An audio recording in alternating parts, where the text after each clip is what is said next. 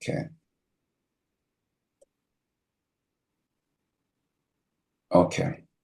I hope that you can see my screen. Once again, welcome to all of you. This is the first class of Sri Kanakadhara Stotram, and we will cover the first 7 shlokas today. Om Angam Harif Pulaka Bhushanamashrayanti. Om Angam Hare Pulakabhushanamashrayanti. Om Angam Hare Pulakabhushanamashrayanti. Bhranganganeva Mukula Bharanantamalam. Bringanganeva Mukulabharanantamalam. Bringanganeva Mukulabharanantamalam. Om Angam Harif Pulakabhushanamashrayanti Bhranganganeva Mukula Bharanantamalam. Om Angam Hare Pulakabhushanamashrayanti Bringanganeva Mukulabharanantamalam. Om Angam Hare Pulakabhushanamashrayanti Bringanganeva Mukulabharanantamalam. Angikruta Khila Vibhutirapanggalila. Angīkrita vibhūtirapāṅgalīlā. Angīkrita vibhūtirapāṅgalīlā. Mangalyadastu mama mangala devatayaha. Mangalyadastu mama mangala devatayaha. Mangalyadastu mama mangala devatayaha. Angikruta Khila Vibhutirapanggalila Mangalyadastu mama mangala devatayaha. Angīkrita vibhūtirapāṅgalīlā Mangalyadastu mama mangala devatayaha. Angīkrita vibhūtirapāṅgalīlā Mangalyadastu mama mangala devatayaha. Om Angam Harif Pulakabhushanamashrayanti Bhranganganeva Mukula Bharanantamalam. Angikruta Khila Vibhutirapanggalila Mangalyadastu mama mangala devatayaha. Om Angam Hare Pulakabhushanamashrayanti Bringanganeva Mukulabharanantamalam. Angīkrita vibhūtirapāṅgalīlā Mangalyadastu mama mangala devatayaha. Om Angam Hare Pulakabhushanamashrayanti Bringanganeva Mukulabharanantamalam.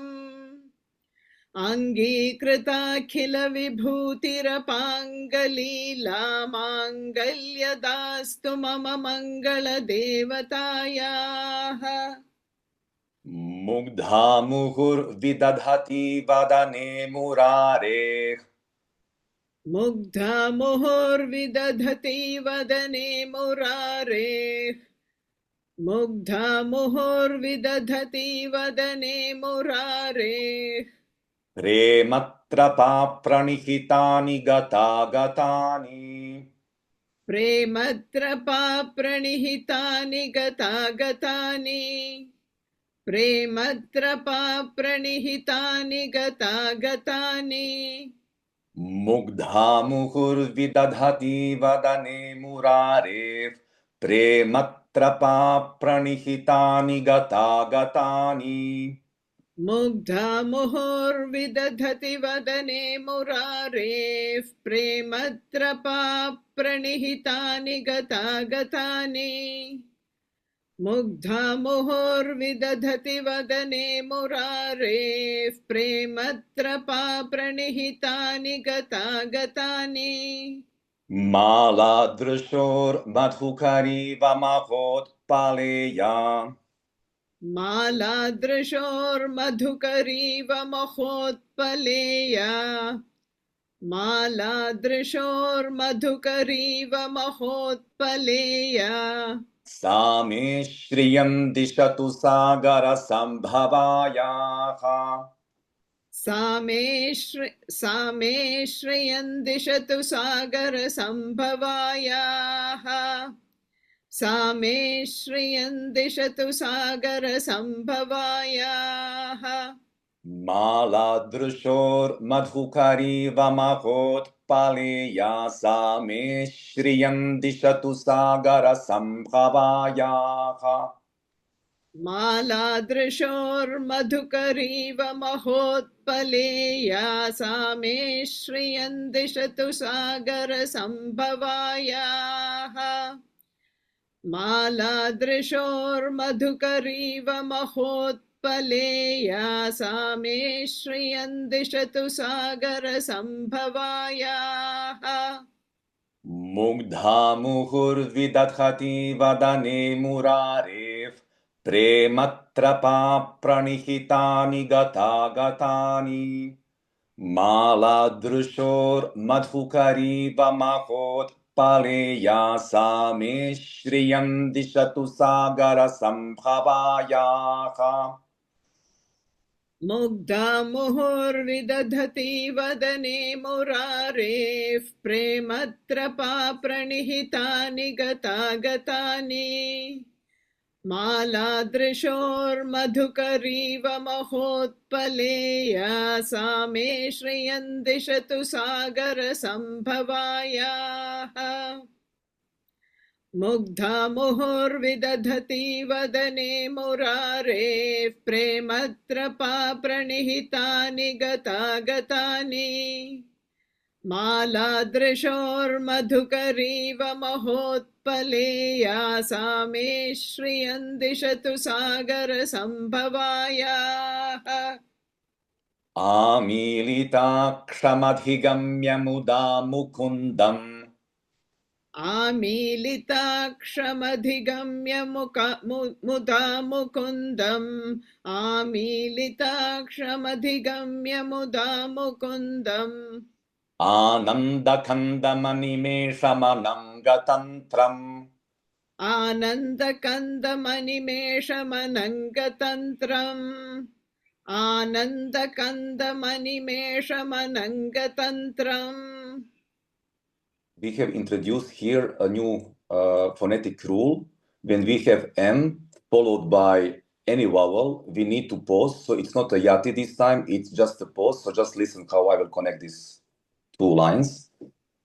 Om Amilitakshamadhigamya mudam mukundam anandakandamanimeshamanangatantram.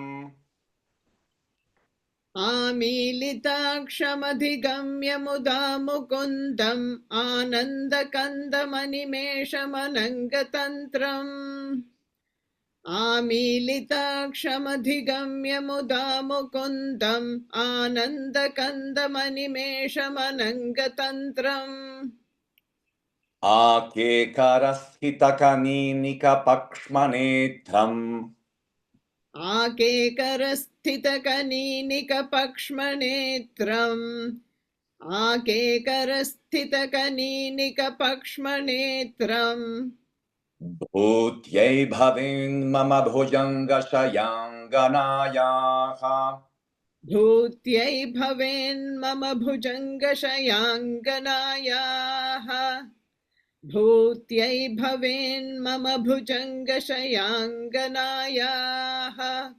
आकेकरस्थितकनीनिकपक्ष्मनेत्रम् भूत्यै भवेन्मम भुजङ्गशयाङ्गनायाः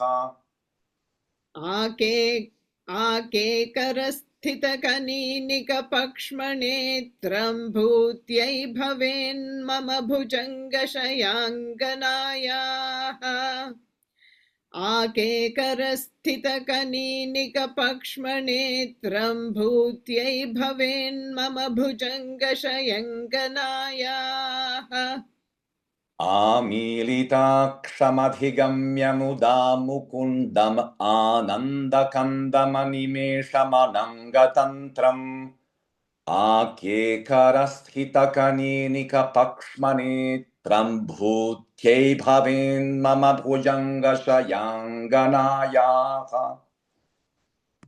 आमीलिताक्षमधिगम्य मुदा मुकुन्दम् आनन्दकन्दमनिमेषमनङ्गतन्त्रम् आकेकरस्थितकनीनिकपक्ष्मनेत्रं भूत्यै भवेन्मम भुजङ्गशयाङ्गनायाः बाह्वन्तरे मधुचितश्रितकौस्तुभेया बाह्वन्तरे मधुजितश्रितकौस्तुभेया बाह्वन्तरे मधुजितश्रितकौस्तुभेया हारावलीवहरिनीलमयी विभाति हारावलीव हरिनीलमयी विभाति हारावलीव हरिनीलमयी विभाति बाह्वन्तरे मधुचितश्रितकौस्तुभेया हारावलीवहरिनीलमयी विभाति बाह्वन्तरे मधुजितश्रितकौस्तुभेया हारावलीव हरनीलमयी विभाति बाह्वन्तरे मधुजितश्रितकौस्तुभेया हारावलीव हरिनीलमयी विभाति कामप्रदा भगवतोऽपि कटाक्षमाला कल्याणमावहतु मे कमलालयायाः कामप्रदा भगवतोऽपि कटाक्षमाला कामप्रदा भगवतोऽपि कटाक्षमाला कल्याणमावहतु मे कमलालयायाः कल्याणमावहतु मे कमलालयायाः कामप्रदा भगवतोऽपि कटाक्षमाला कल्याणमावहतु मे कमलालयायाः कामप्रदा भगवतोऽपि कटाक्षमाला कल्याणमावहतु मे कमलालयायाः कामप्रदा भगवतोऽपि कटाक्षमाला कल्याणमावहतु मे कमलालयायाः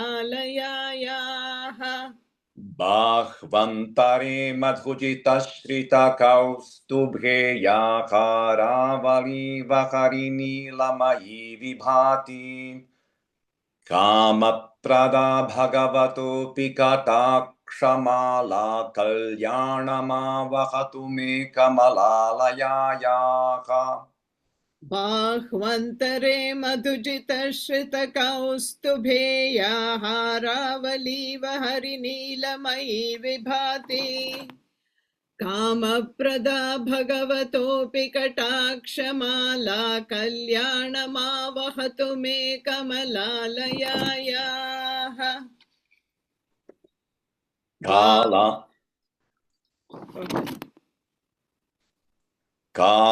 कालाम्बुदालिललितो रसिकैटभारेः कालाम्बुदालिललितो रसिकैटभारेः कालाम्बुदालिललितो रसिकैटभारेः धाराधरे स्फुरति याटदितं गणेव धाराधरे स्फुरति या तडितङ्गनेव धाराधरे स्फुरति या तडिदङ्गनेव कालाम्बुदालिललितो रसिकैटभारेः धाराधरे स्फुरति याटदितं गणेव कालाम्बुदालिललितो रसिकैटभारेः धाराधरे स्फुरति या तडिदङ्गनेव कालाम्बुदालिललितो रसिकैटभारेः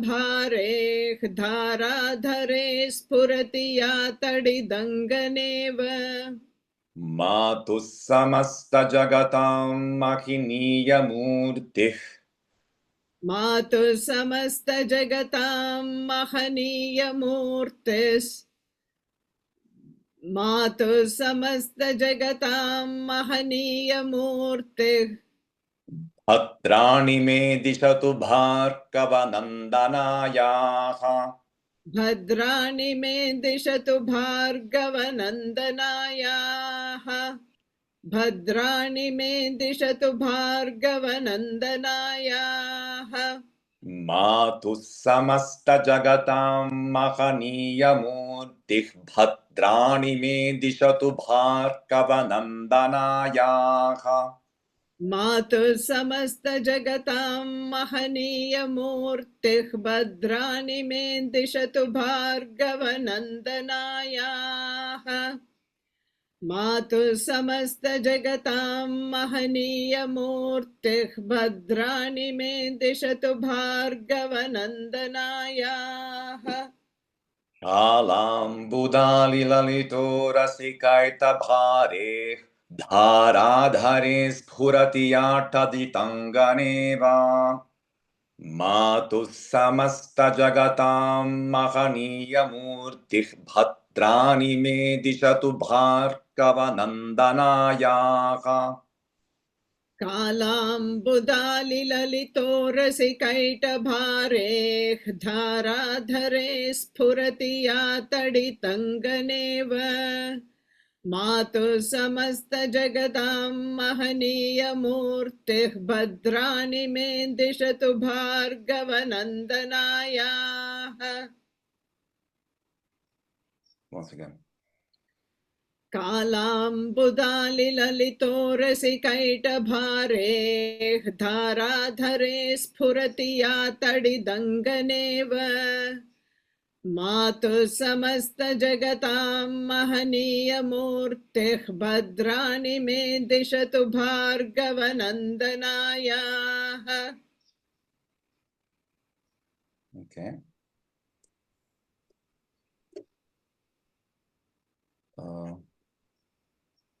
Okay. It looks like these are only 5 here in this document, but we will cover 3 more. Just give me a second. I will just pull up a new sharing.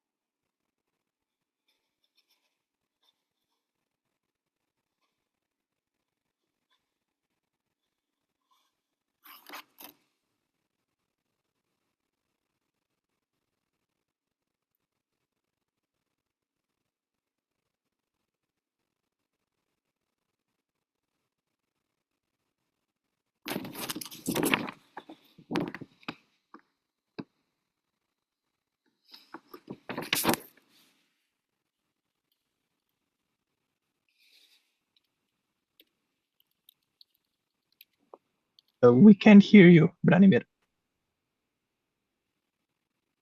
Sorry. Do you see my screen? Yes. Okay. but too small. Move. Yeah.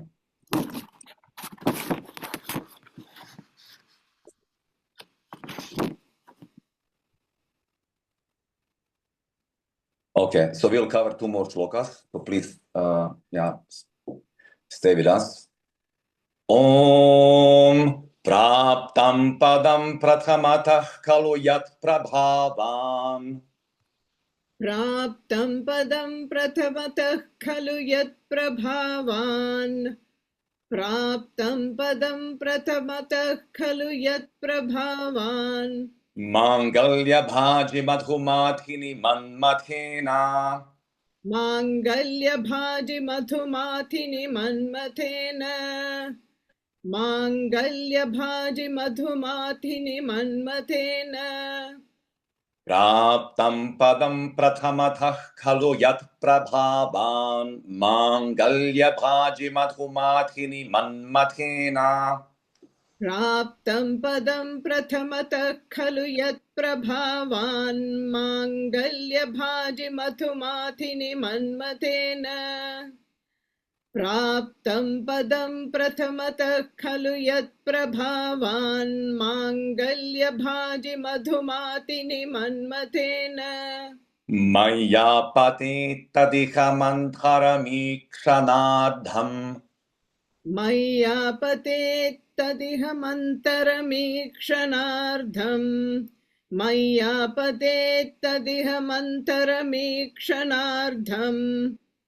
मन्दालसञ्चमकरालय कन्यकायाः मन्दालसञ्चमकरालय कन्यकायाः मन्दालसञ्चमकरालय कन्यकायाः प्राप्तं पदं प्रथमतः खलु यत्प्रभावान् माङ्गल्यभाजि मधुमाथिनि मन्मथेन मय्यापतेत्तदिह मन्थरमीक्षणार्थं मन्दालसञ्चमकरालय कन्यकायाः प्राप्तं पदं प्रथमतः खलु यत्प्रभावान् माङ्गल्यभाजि मधुमाथिनि मन्मथेन मय्यापतेत्तदिह मन्तरमीक्षणार्धं मन्दालसञ्चमकरालय कन्यकायाः प्राप्तं पदं प्रथमतः खलु यत्प्रभावान् माङ्गल्यभाजि मधुमाथिनि मन्मथेन मय्यापतेत्तदिह मन्तरमीक्षणार्धं मन्दालसञ्चमकरालय कन्यकायाः विश्वामरेन्द्रपदविभ्रमदानदक्षम् विश्वामरेन्द्रपदविभ्रमदानदक्षम् विश्वामरेन्द्रपदविभ्रमदानदक्षम् आनन्दहेतुरधिकं मुरविद्विषोऽपि आनन्दहेतुरधिकं मुरविद्विषोऽपि आनन्दहेतुरधिकं मुरविद्विषोऽपि विश्वामरेन्द्रपदविभ्रमदानदक्षम् आनन्दहेतुरधिकं मुरविद्विषोऽपि विश्वामरेन्द्रपदविभ्रमदानदक्षम् आनन्दहेतुरधिकं मुरविद्विषोऽपि विश्वामरेन्द्रपदविभ्रमदानदक्षम् आनन्दहेतुरधिकं मुरविद्विषोऽपि ईशं निषीदतु मयि क्षणमीक्षणार्थम्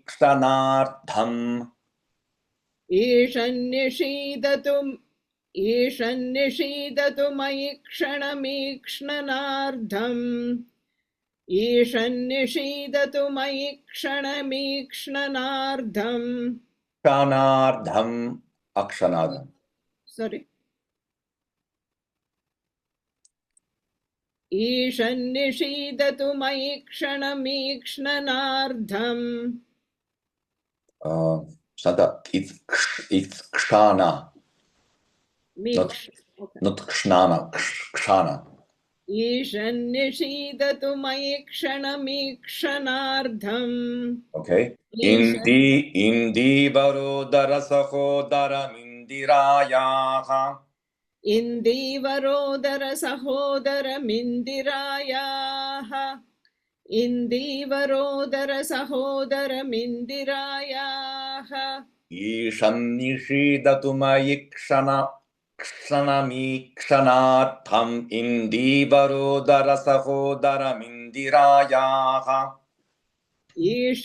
ईशन्निषीदतु मयि क्षणमीक्षणार्धम् इन्दीवरोदरसहोदरमिन्दिरायाः ईशन्निषीदतु मयि क्षणमीक्ष्णनार्धम् इन्दीवरोदरसहोदरमिन्दिरायाः विश्वामरेन्द्रपदविभ्रमदानदक्षम् आनन्दहेतुरधिकम् मुरविद्विषोऽपि ईशं निषीदतु मयि क्षणमीक्षणार्थम् इन्दीवरोदरसहोदरमिन्दिरायाः विश्वामरेन्द्रपदविभ्रमदानदक्षम् आनन्दहेतुरधिकम् मुरविद्विषोऽपि ईशन्निषीदतु मयि क्षणमीक्ष्णनार्धम्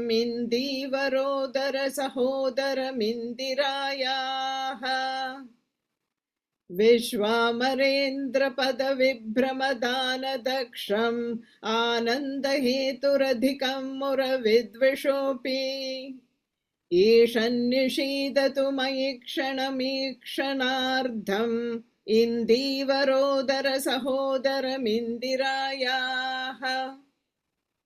Okay, thank you very much. I will now chant slowly the full Kanakadhara, the full 7 shlokas.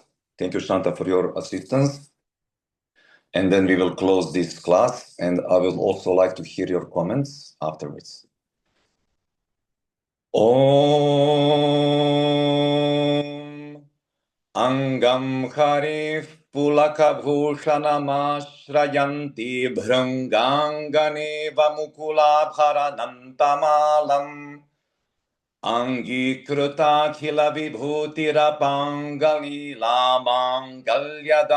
Mama Mangala Devatayaha Mugdha Muhur Vidadhati Vadane Murarev Prematrapa Pranihitani Gata Gatani Mala Drushor Madhukari Vamakot Paleya Samishriyan Dishatu Sagara Sambhavayaha Amil sorry Amilitakshamadhigamya mudam mukundam Anandakandamanimeshamanangatantram Akekaraskitakaninika pakshmanetram Bhutyai bhavin mama bhujanga shayanganayaha Bhagwantare I'm sorry, I don't know what is happening with my throat. Drink water. Yes, I don't have it. Bhagwantare madhujita shrita kaustadhe yaharavali Bharini lamayi vibhati Kama prada bhagavato pikatakshamala Kalyanama vakatu me kamala layaha No, I simply can't, sorry. I lost my voice.